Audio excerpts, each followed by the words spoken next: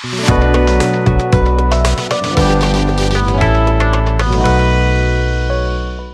Dear students, समर्थ परिवार में आपका स्वागत है। आज जो है हम स्टार्ट करने जा रहे हैं केमिस्ट्री का फर्स्ट चैप्टर, और वो यूनिट फर्स्ट जो है वो है सॉलिड स्टेट, मतलब ठोस अवस्था। तो बच्चों आज का जो लेक्चर है उसमें हम थोड़ी सी बातें करेंगे, मतलब क्लासिफिकेशन ऑफ सॉलिड और प्रॉपर्टी ऑफ सॉलिड, इनकी थोड़ी बहुत बातें करनी है। तो ठोस अवस्था या सॉलिड स्टेट में जो है हमें देखना बच्चों, एक तो प्रॉपर्टीज ऑफ सॉलिड, दूसरा हमें देखना इसका क्लासिफिकेशन। तो यहाँ पे आपके दो क्लासिफिकेशन है एनसीईआरटी में, तो दोनों ही हम यहाँ पे डिटेल में पढ़ने वाले हैं। तो चलो करते हैं स्टार्ट। फिर ये लो भाई स्टार्ट कर दिया। तो आपने देखा होगा तो जो मैटर है, आप 9th क्लास से ही पढ़ते आ रहे हो कि मैटर जो है उसको क्लासिफाई किया है कि अलग अलग क्राइटेरिया के ब्याह पे मैटर को, या जो आपका द्रव्य है मैटर, या फिर इसको क्या कहेंगे बच्चों, द्रव्य, इसको क्लासिफाई किया, इसको वर्गीकृत किया गया बच्चों अलग अलग क्राइटेरिया या आधार के आधार पे। मैटर या द्रव्य जो है उसको अलग अलग बेसिस पे डिफरेंट कैटेगरीज में क्लासिफाई किया गया है। हमें यहाँ पे देखना है कि जो मैटर है उसके अगर हम बात करें फिजिकल स्टेट, उसकी हम बात कर रहे हैं बच्चों फिजिकल स्टेट, या फिर इसको हम कहेंगे भौतिक अवस्था। तो जो मैटर है उसको उसकी फिजिकल स्टेट या भौतिक अवस्था के आधार पर भी क्या किया गया बच्चों, वर्गीकृत या क्लासिफाई किया गया है। किसमें बच्चों, या तो सॉलिड होगा, या फिर फिजिकल स्टेट क्या होगी, लिक्विड होगी, द्रव्य होगी बच्चों, द्रव होगी, या फिर क्या होगा, गैस होगा। और आप लोगों ने पढ़ा भी होगा एक प्लाज्मा भी है बच्चों, वो भी क्या एक फिजिकल स्टेट ही है। तो सॉलिड, लिक्विड, गैस और प्लाज्मा ये क्या है, कैटेगरीज हैं। मतलब हम कह सकते हैं कि जो है ना फिजिकल स्टेट के बिहाफ पे जो मैटर है उसको इन कैटेगरीज में क्लासिफाई किया गया है। अब हमारा जो चैप्टर वो क्या है बच्चों, सॉलिड स्टेट है। तो देखो हमें मेनली पढ़ना तो सॉलिड ही है, मगर कुछ कॉम्पेरेटिव हम जो है कुछ बातें इन तीनों की जो है कुछ जो प्रॉपर्टीज है वो एक साथ देख लेते हैं।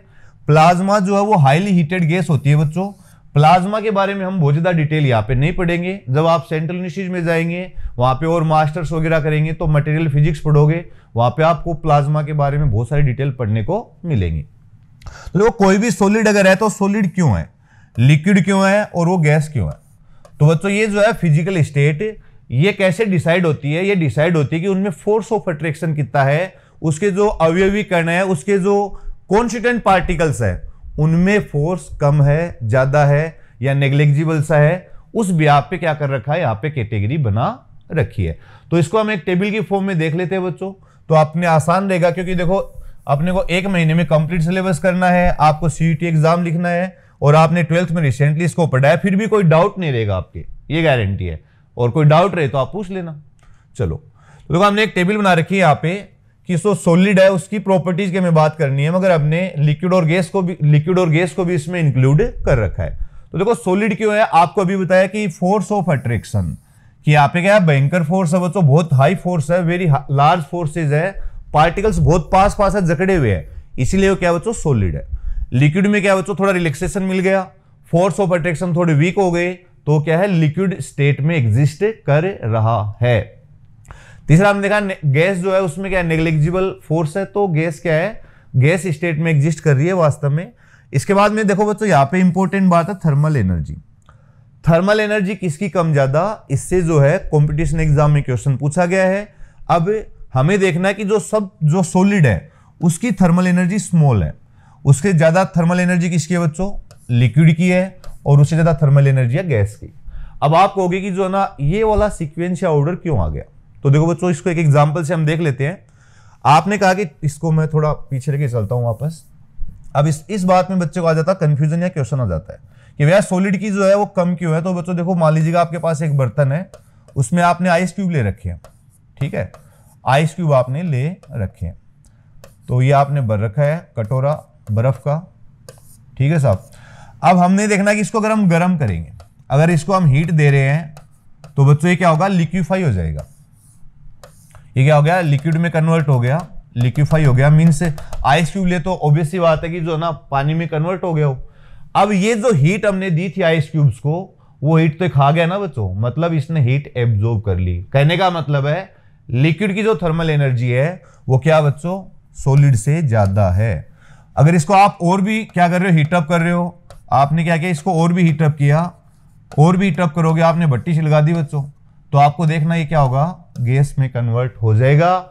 मींस इसने और भी एनर्जी यहाँ पे एब्जॉर्ब कर ली है। इसलिए क्या मतलब है, मतलब सीधा सा कि साहब गैस जो है उसकी क्या है, थर्मल एनर्जी लिक्विड से ज्यादा है, लिक्विड की थर्मल एनर्जी क्या है, सॉलिड से ज्यादा है। तो चलते फिर और कौन सी बातें हैं, कौन सी प्रॉपर्टीज है। तो यहाँ पे जो सबसे मेन प्रॉपर्टी, मींस इस पॉइंट से आपके क्वेश्चन पूछ सकता है। क्यों पूछ सकता है, पहले भी पूछ रखा है तो अभी पूछ लेगा।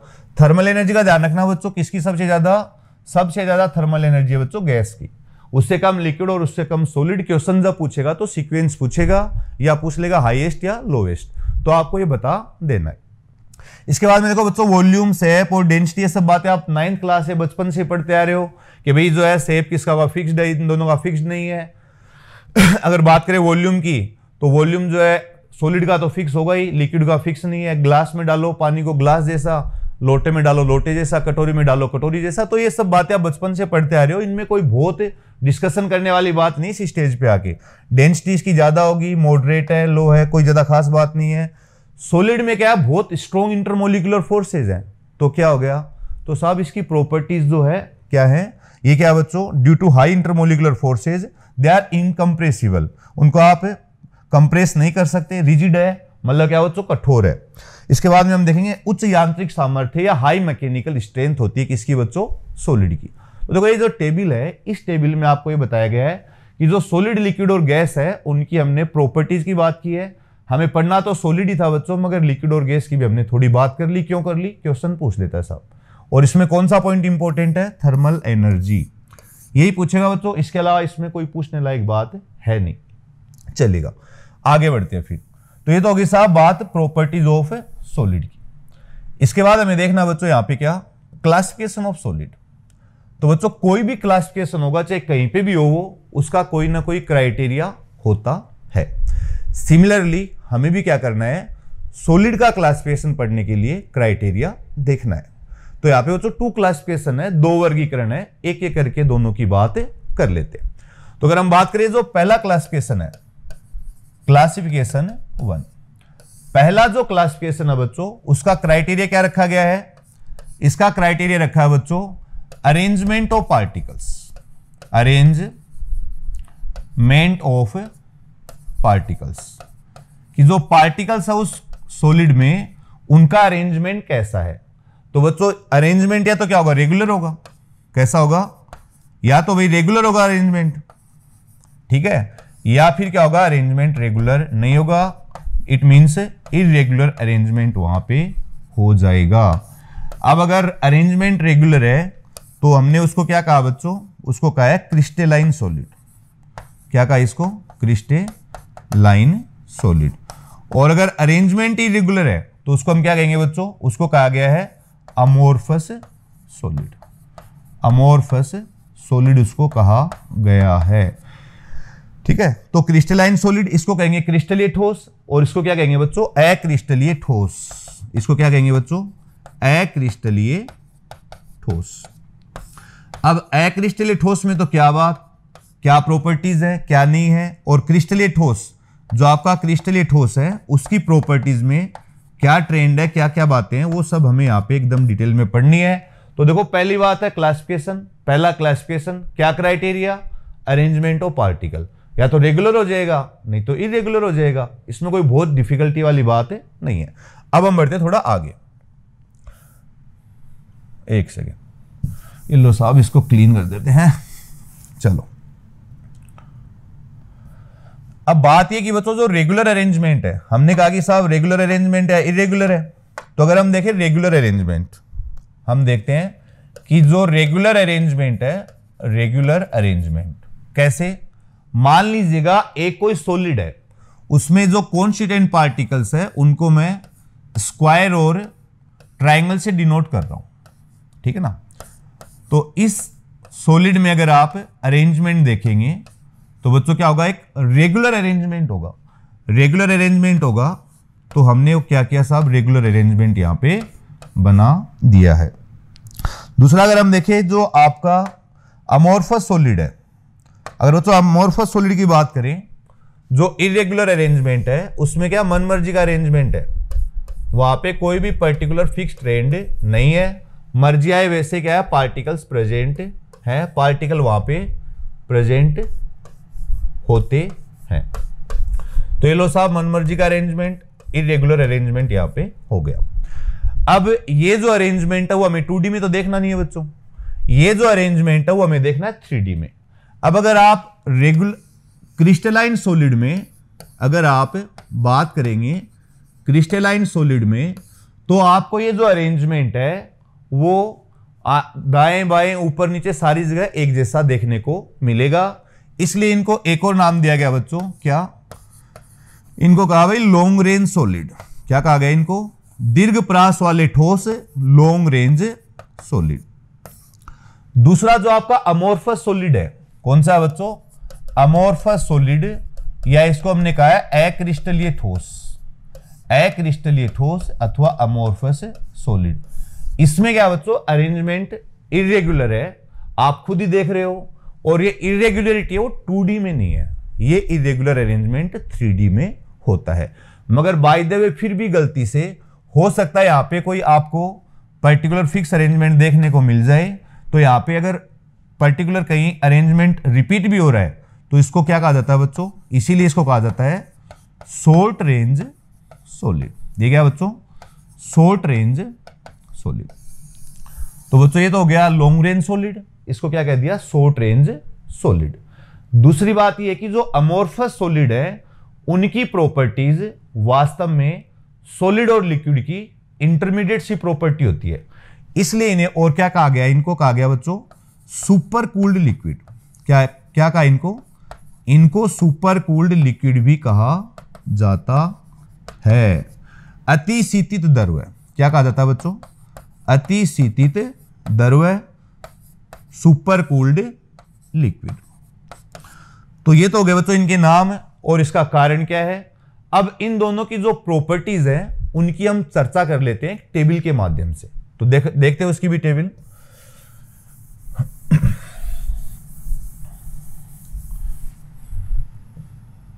चलिएगा, तो हमने एक टेबल ड्रॉ कर रखी है बच्चों यहां पे, जिसमें प्रॉपर्टीज जो है क्रिस्टलाइन और अमोर्फस की, क्रिस्टलीय और अक्रिस्टलीय की, उनकी सारी बात एक टेबल में रख रखी है। ऐसी टेबल आपके एनसीईआरटी में भी दे रखी है, वही टेबल यहाँ पे दे रखी है बच्चों। एक आदि को एक्स्ट्रा बात इसमें कर रखी है जो आपको कंपटीशन में पूछ सकता है। तो सबसे पहले बच्चों ये जो यहाँ पे क्या बोलते हैं रेगुलर और इरेगुलर जो है वो नाम ही किस ब्याह पे दिया गया है? उसके अरेंजमेंट के ब्याह पे। आप देखना कि क्रिस्टलाइन में रेगुलर अरेंजमेंट, ठीक है ना, नियमित क्या होगा बच्चों इसमें अरेंजमेंट होगा, इसलिए क्या बोल दिया?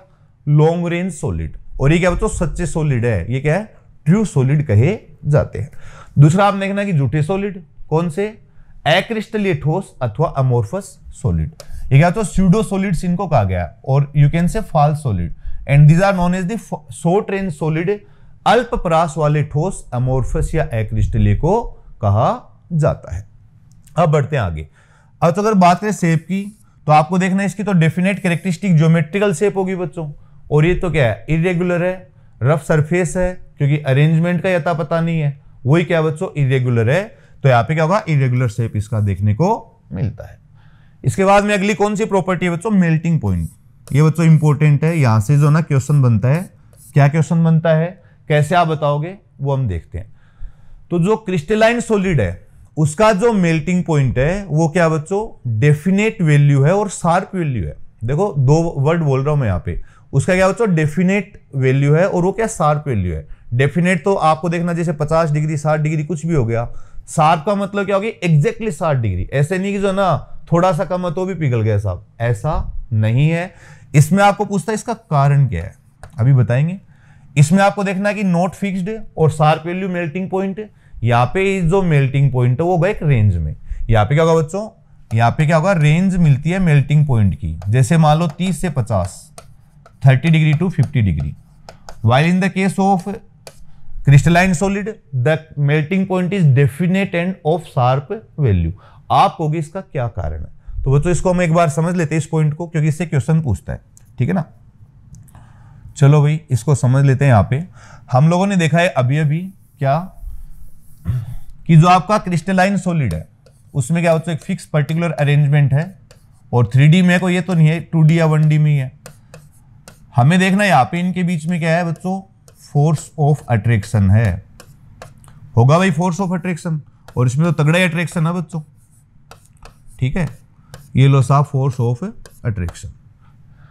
अब हमें देखना है कि यहाँ पे अगर आप ऐसे समझिएगा कि स्क्वायर है, ये क्या है ट्राइंगल, इसके बीच में बॉन्ड है।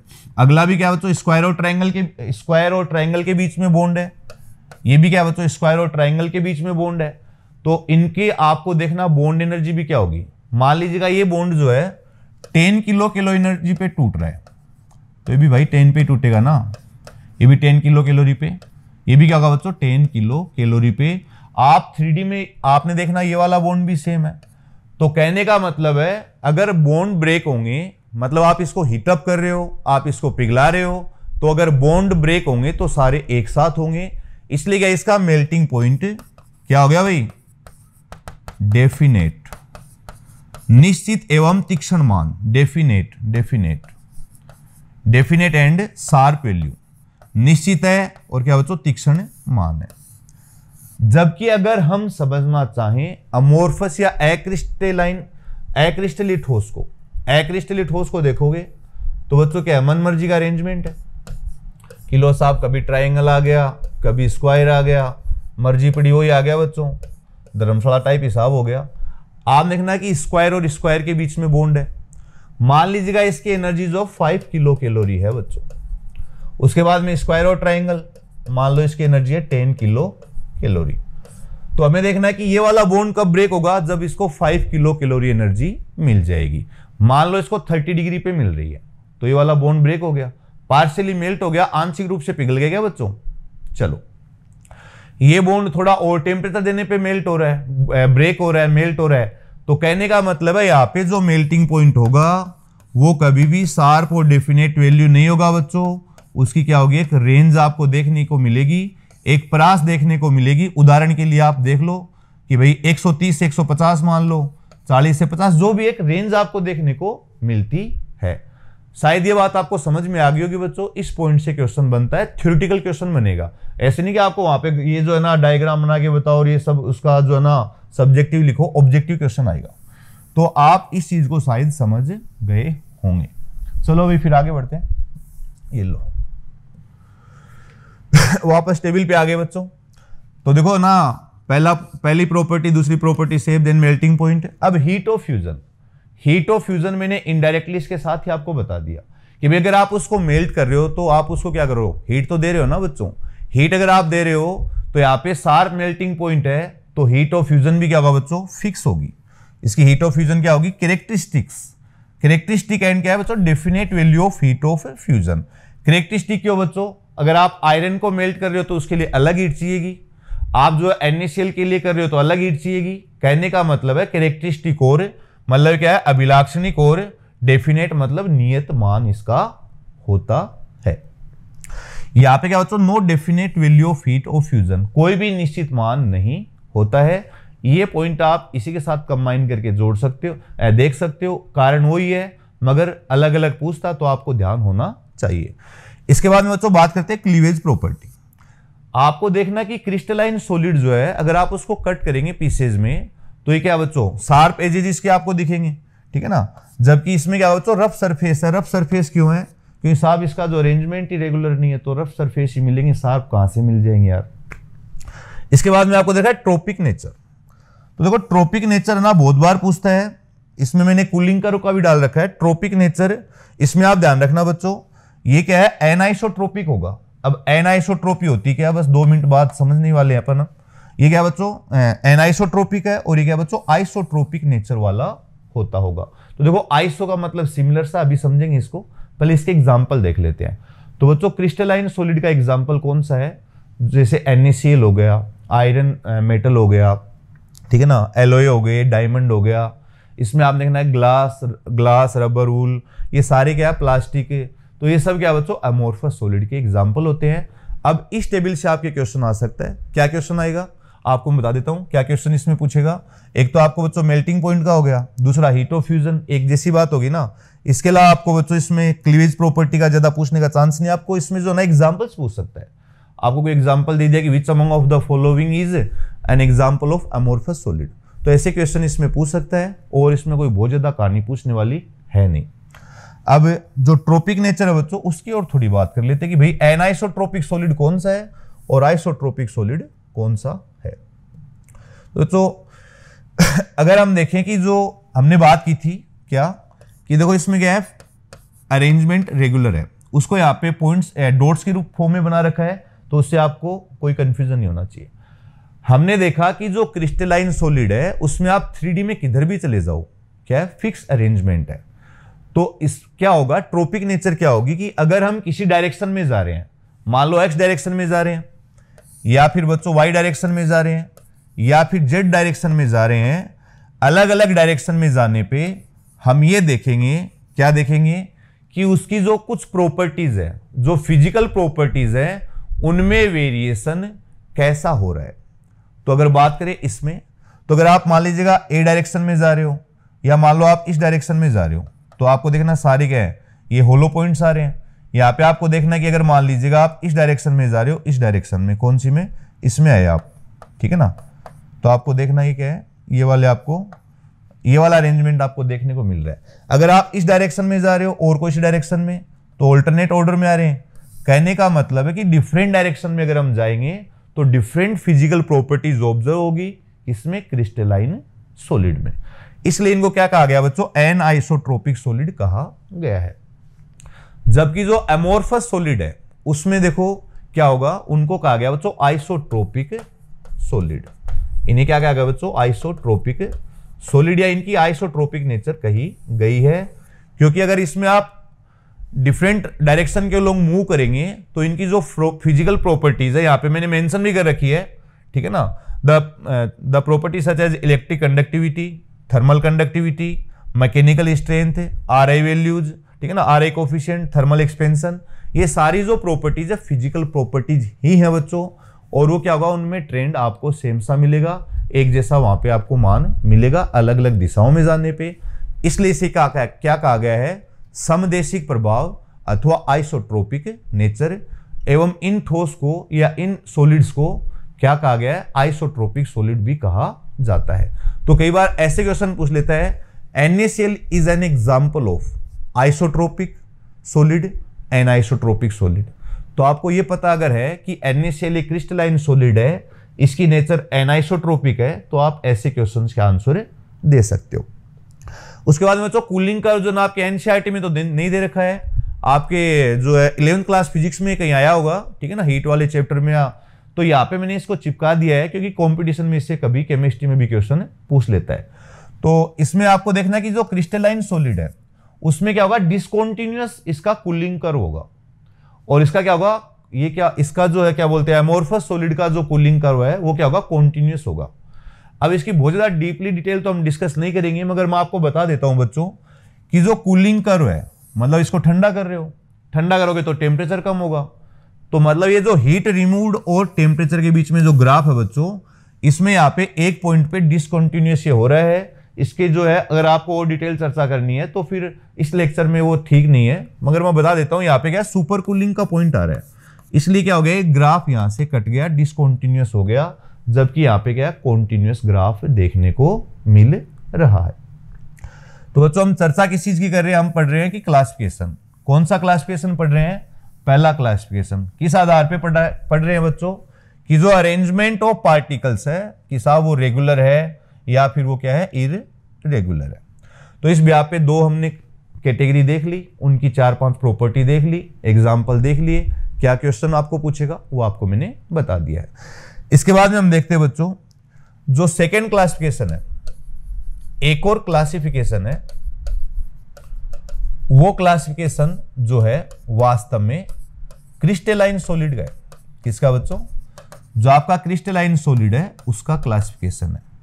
और ये जो क्रिस्टलाइन सॉलिड है, अब आपने देखा कि NaCl है, ठीक है, क्या है, क्रिस्टलाइन सॉलिड है। हमने आप लिख रखा था साहब डायमंड भी क्रिस्टलाइन सॉलिड है, आपकी जो आइस क्यूब्स है वो भी क्रिस्टलाइन सॉलिड है, मगर क्या इनमें भी कोई अंतर है। आप देखना कि जैसे बोर्ड है, इसकी फ्रेम है, मेटेलिक है, ये भी सॉलिड है, ये जो आपने देखना कि इसकी स्क्रीन है, ये भी सॉलिड है, मगर क्या इनमें अंतर है, क्या, बिल्कुल अंतर है साहब। किस बात का अंतर है, अंतर है इंटरमोलिकुलर फोर्सेस का। कहने का मतलब है कि जो क्रिस्टलाइन सॉलिड है उसको जो इंटरमोलिकुलर फोर्सेज हैं उसके बिहाफ पे भी कुछ कैटेगरीज में क्लासिफाई किया गया है।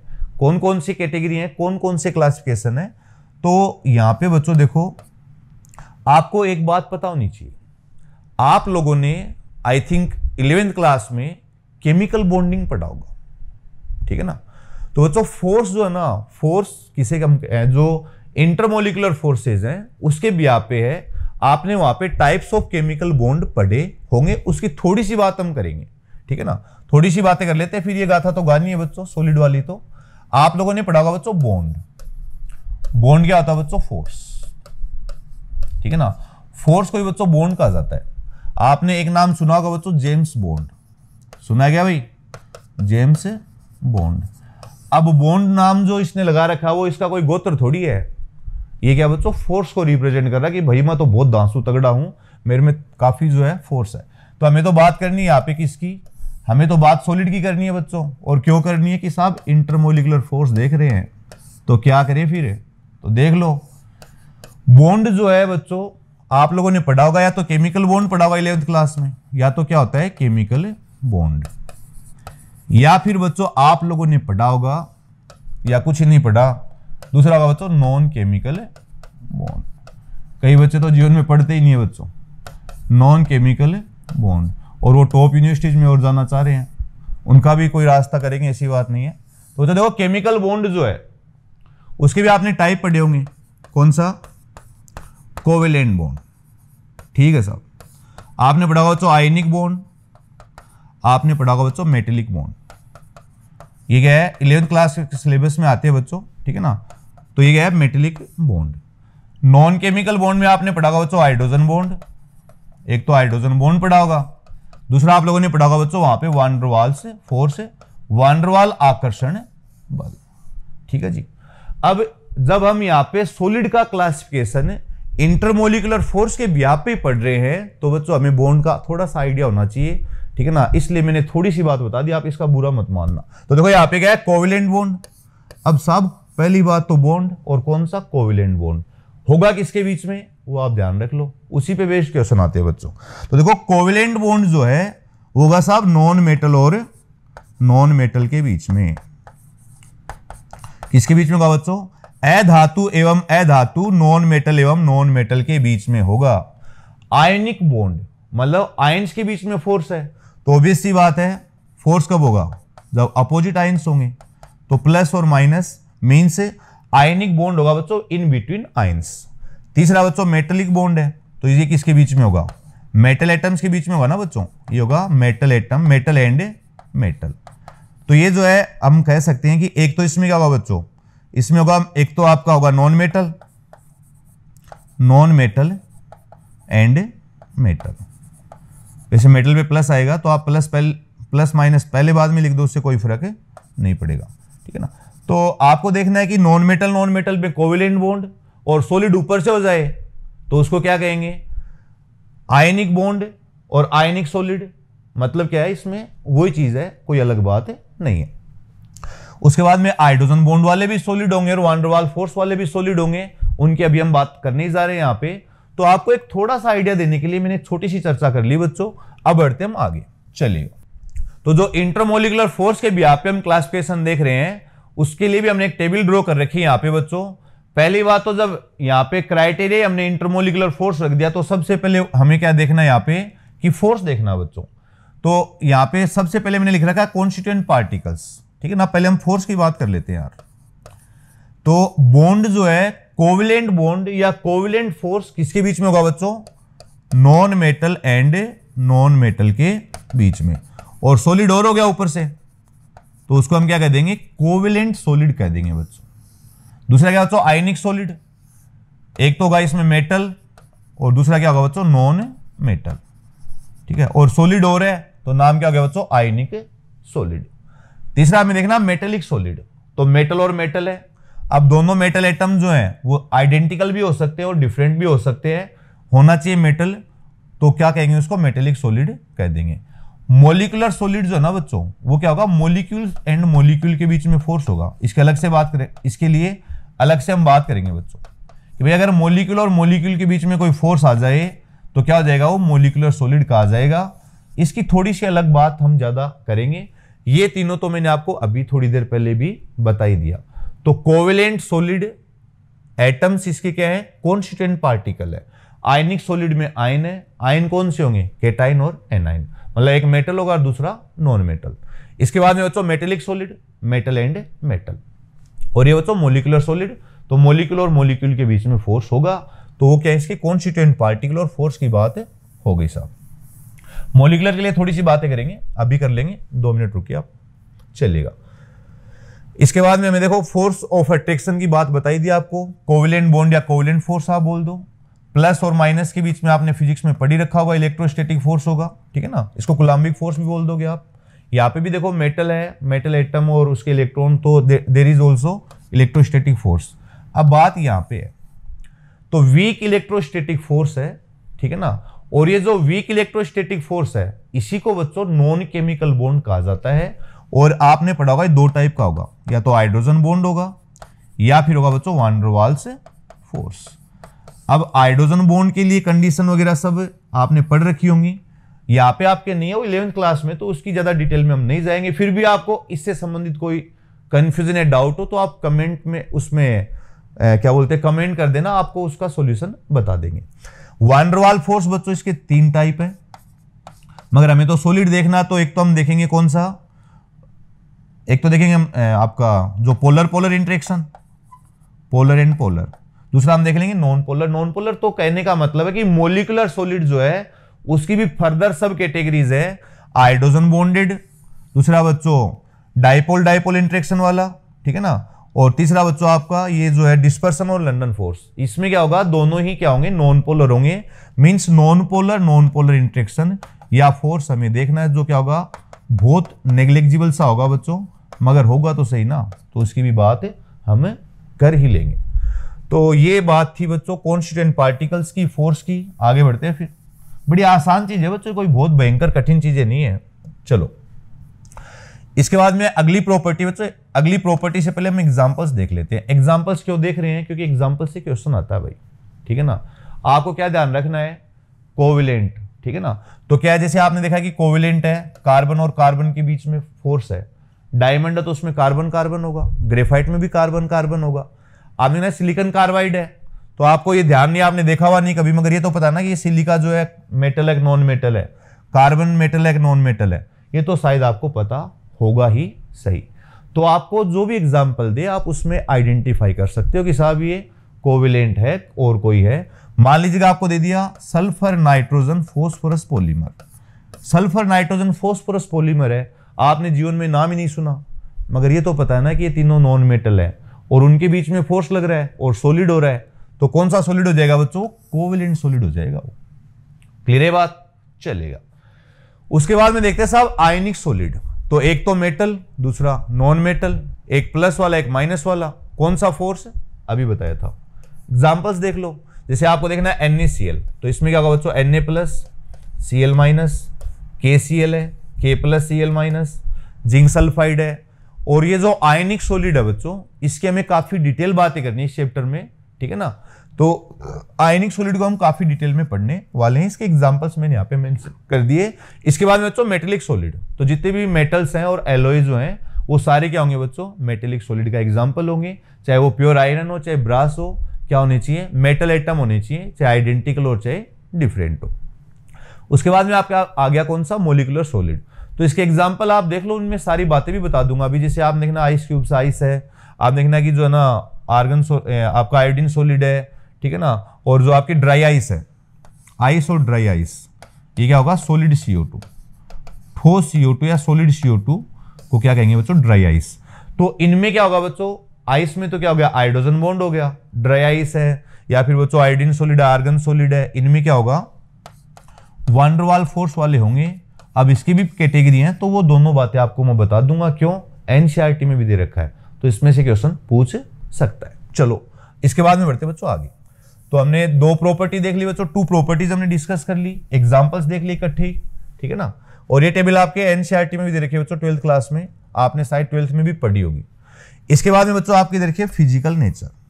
तो बच्चों फिजिकल नेचर की अगर बात करें तो कोवेलेंट सॉलिड, डायमंड आप ब्रेन में लेके आएगा। डायमंड जो क्या होगा, बहुत हार्ड है, ठीक है ना। ग्रेफाइट क्या बच्चों, कम हार्ड है। तो ये जनरली क्या होंगे बच्चों, जनरली हार्ड है, बट ग्रेफाइट क्या बच्चों, यहाँ पे सॉफ्ट होगा।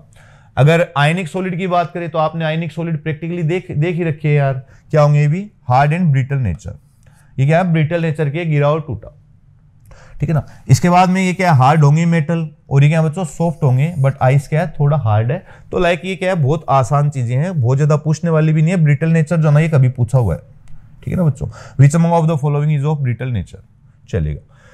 इसके बाद आगे बढ़ते हैं बच्चों नेक्स्ट प्रॉपर्टी पे, और वो क्या है, अपनी कंडक्टिविटी। इसको आप बच्चों इंपॉर्टेंट मार्क कर लीजिएगा, इससे क्वेश्चन पूछता है, 2 टाइप के क्वेश्चन पूछेगा। कौन से, देखते हैं।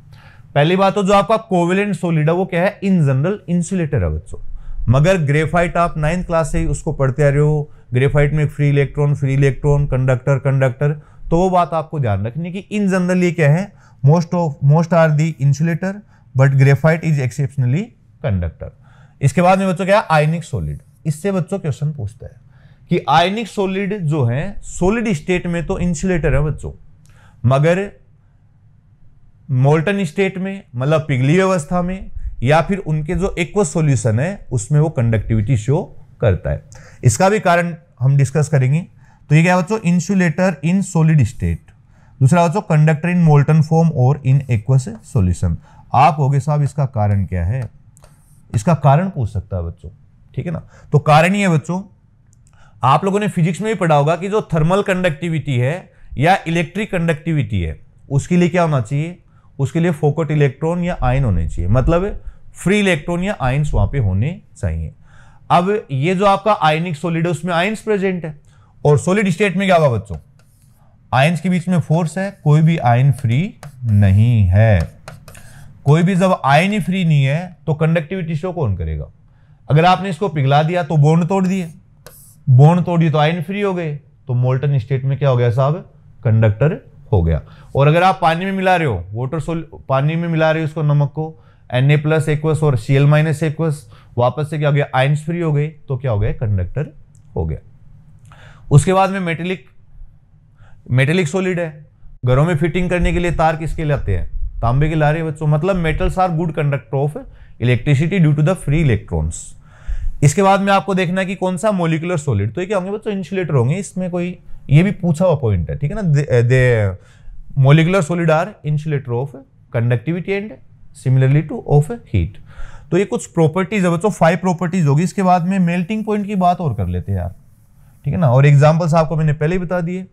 अब देखो बच्चों मेल्टिंग पॉइंट, आप खुद ही सोचेगा, डायमंड जो है कितना ही गर्म कर लो, क्या पिघल जाता है क्या बच्चों, नहीं पिघल रहा। मतलब कहने का ये है, वो सिर्फ एक आइडिया के लिए था।